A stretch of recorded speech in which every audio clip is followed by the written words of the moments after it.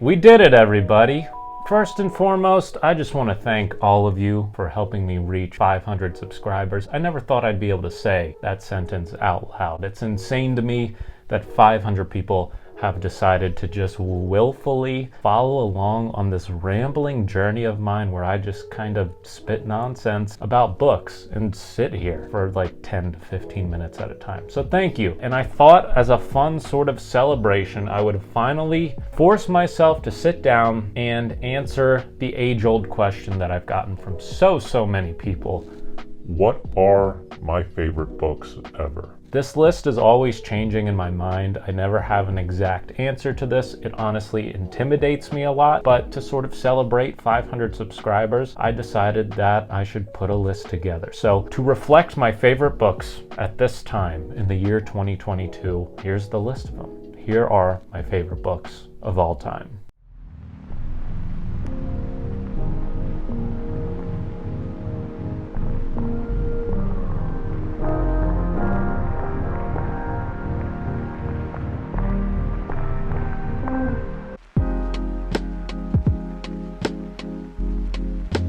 So there are going to be a couple caveats here and a couple qualifications. The first one is that I tried to avoid series. I could talk about my favorite series, maybe that's another video idea for another time. So these are all, with the exception of like maybe one, maybe two, standalone books. The second caveat is I'm a Stephen King stan. So naturally, half of this list is pretty much Stephen King books. So what I'm going to do is I'm going to dedicate the first half of this video to talking about the non-Stephen King books. And then the second half of the video, I'll get into a couple of my favorite Stephen King books because Stephen King is the author that kind of got me into reading in the first place. I am so sadly fueled by nostalgia that those books that sort of have that lasting power in my mind are oftentimes my favorite. The third caveat is none of these books are books I've read this year. I think in order for something to be your favorite thing, like I said, it sort of has to have that lasting power in your mind and has to be, in hindsight, there has to be some distance between when you came across that thing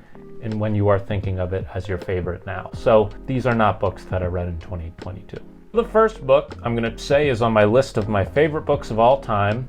Definitely not a shocker. It's the book I made my first ever YouTube video about. It is Dune, and this is the lovely graphic novel adaptation, which I haven't read yet, but I have read the entire Dune series with the exception of the very last book. Dune. And I should say that these are not in any particular order. I think Frank Herbert's approach to science fiction approached an epic scale that I had never come across before. The real world ties with, terraforming a planet and being like so eco-conscious while also having that like epic fantasy feel in the science fiction realm was absolutely jarring to me in the best way possible. And I think it's also worth mentioning the context in which I read this. I read this when like COVID first hit, and this was an awesome story, an awesome cast of characters, an awesome universe to sort of be transported to for the time that I read it. And I think I read it in only like 2 or 3 days because I was completely absorbed, so obsessed with Dune. So up there with my favorite books of all time is Dune.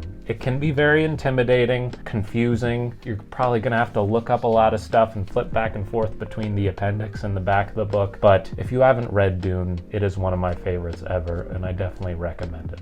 The next book on my list of favorite books of all time is a book I've talked about in a previous video, in the last one namely. So I'm not going to go into too incredibly much detail about it. It is Something Wicked This Way Comes by Ray Bradbury. And I think one of the factors when it comes to my favorite books of all time, it has to have that quality of rereadability, meaning at any time I could pick it back up and be fully engaged in reading it for the second time, or the third time, or the fourth time. This is one of those books that I'm trying to make myself not reread because I have so many books I want to read right now, but I will probably end up rereading this fall. It is so incredibly good. There is so many mystical and magical and fantastical elements that again just sort of sweep you off your feet and transport you to this small town, Greentown, Illinois. I know, Dandelion Wine, Farewell Summer, and other books sort of take place in the setting in Bradbury's work, but this one sort of enchants me the most. It is the story of two young boys sort of drawn into this traveling carnival, and all kinds of ominous,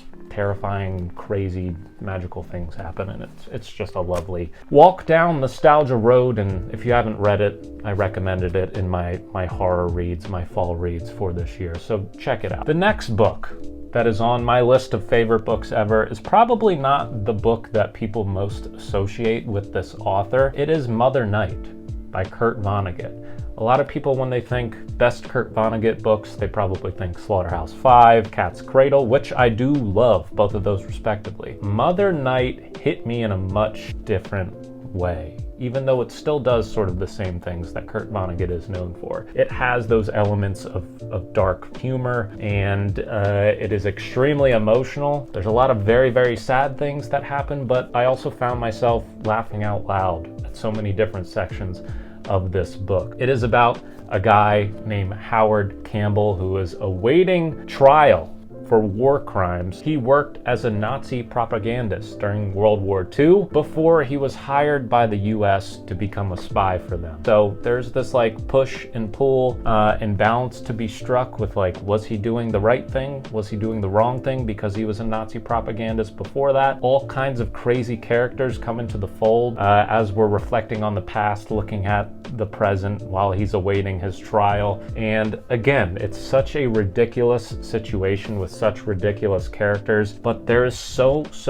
much heart in this book, and it will bring you to tears whether you're laughing or you're crying over how sad certain parts can get. I love Kurt Vonnegut. There are a bunch of books I could have picked for him, but Mother Night definitely sticks out the most for me, and it is on the list of my favorite books ever. The next book, when it came to this author, it was hard to pick between this book and another one, but I think ultimately I'm choosing No Country for Old Men. If I had to pick between Cormac McCarthy books, it would be between this and The Road. And they are like neck and neck with me at the very top. But again, in terms of rereadability, The Road is so morbid and just brutal and rips your heart out that I don't know if I could willingly reread The Road, but I know for a fact I could willingly reread No Country for Old Men. I definitely admit that it is definitely brutal. Cormac McCarthy shows that he doesn't care what characters you care about. He will rip them from you without giving them a ton of honor or quote-unquote screen time, and he showcases that in this. Obviously, his prose is unique in itself. It's very straight to the point. I love Cormac McCarthy's style. It's sort of one of those writers that people either love or hate Cormac McCarthy's writing. I absolutely love it, and when I think of my favorite book of his, I think No Country for Old Men is right there at the top. My final non-Stephen King book on this list might surprise some people. It's Lord of the Flies by William Golding. This is a book that, again, has had a lot of lasting power in my life, whether it was when I was a child in middle and high school or now as an adult.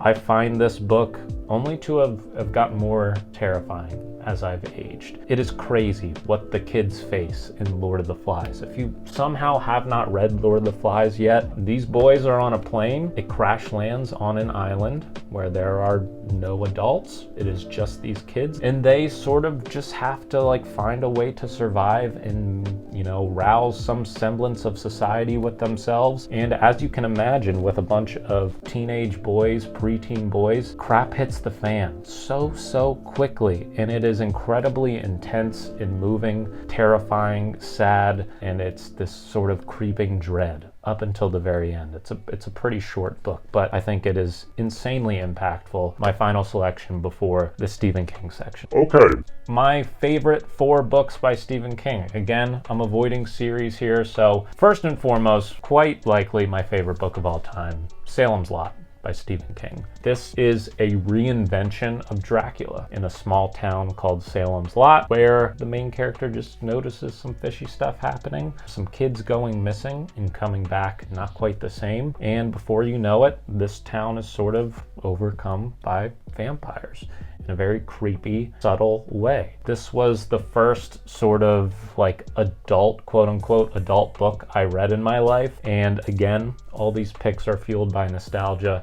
This is the single book that got me into reading when I was younger, and I could always reread it. I've already read it 3 or 4 times. I could read it a 5th time and love it just as much. So Salem's Lot, likely my number 1 on this list. My next favorite Stephen King book of all time. I, for whatever reason, have always been really drawn to horror stories that revolve around how people cope with grief and react to their own coping mechanisms with grief and how that sort of plays out. And I thought this book explored that in a very terrifying, compelling, gut-wrenching way. It is Pet Sematary by Stephen King.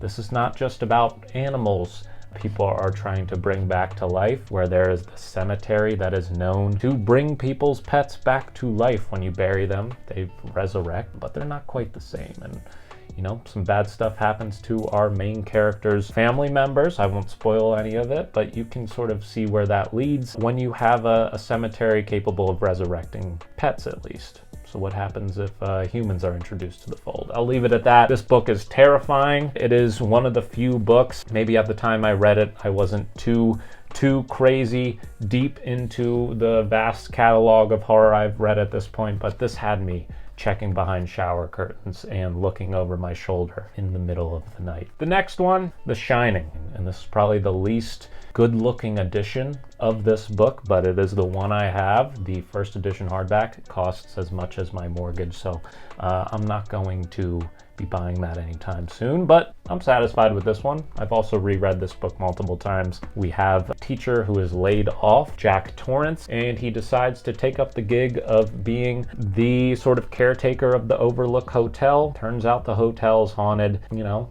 those ghosts prey on Jack and his family, and again, things just slowly get hotter and hotter until they reach a boiling point, and you know how it goes with these haunted house stories. In this case, they're stranded at a haunted hotel in the middle of winter. Absolutely love this book. Definitely recommend it. And then finally, one of the longest books I've ever read, my first 1,000+ page read on the Stephen King list, and in general, It by Stephen King.